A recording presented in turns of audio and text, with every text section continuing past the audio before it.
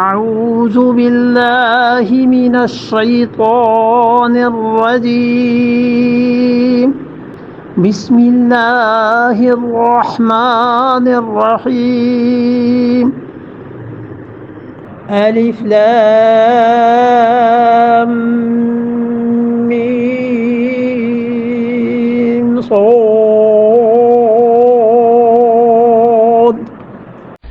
اللہ تعالیٰ نے اس سورت کو شروع فرمایا ہے وہی جو چیز پہلے گزر چکی اور اسے شروع فرمایا ہے الف لام میم صاد۔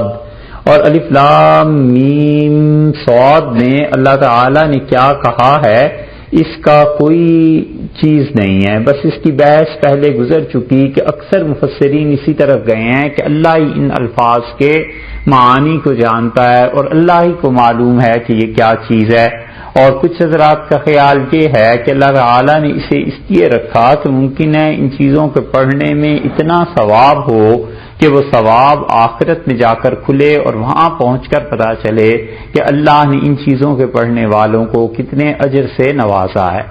اور ایک رائے یہ بھی ہے مفسرین کی کہ مختلف جگہ پر ان الفاظ سے مختلف جملے یا نام ثابت کرتے ہیں، یہ بھی ایک رائے ہے۔ بہرحال اکثریت اسی طرف گئی ہے کہ اللہ ہی جانتے ہیں کہ اس سے مراد کیا ہے۔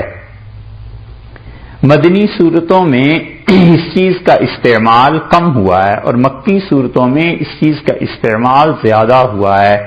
سورہ بقرہ مدنی صورت تھی اور پھر آل عمران بھی، ان دونوں میں اللہ تعالیٰ نے اس کا تذکرہ فرمایا۔ اس کے بعد آپ دیکھیں گے نساء میں ایسی چیز نہیں ہے، انعام میں ایسی چیز نہیں ہے، مائدہ میں ایسی چیز نہیں ہے، انعام میں نہیں، اور اب یہ مکی صورت ہے، اس میں اللہ تعالیٰ نے پھر اس چیز کا تذکرہ اب فرما دیا ہے۔ اور مکی صورتوں میں یہ صورت نسبتاً آسان بھی ہے اور وجہ اس کی یہ ہے کہ قصص ہیں، بہت سی چیزیں ایسی ہیں جو اللہ تعالیٰ نے دوبارہ اس میں کر دی ہیں۔ مثلاً حضرت آدم علیہ السلام کا قصہ یہ پورا گزر چکا تقریباً وہاں پر سورہ بقرہ میں، اب یہ پھر دوبارہ یہاں کچھ مزید تفصیلات کے ساتھ ارشاد فرمایا ہے۔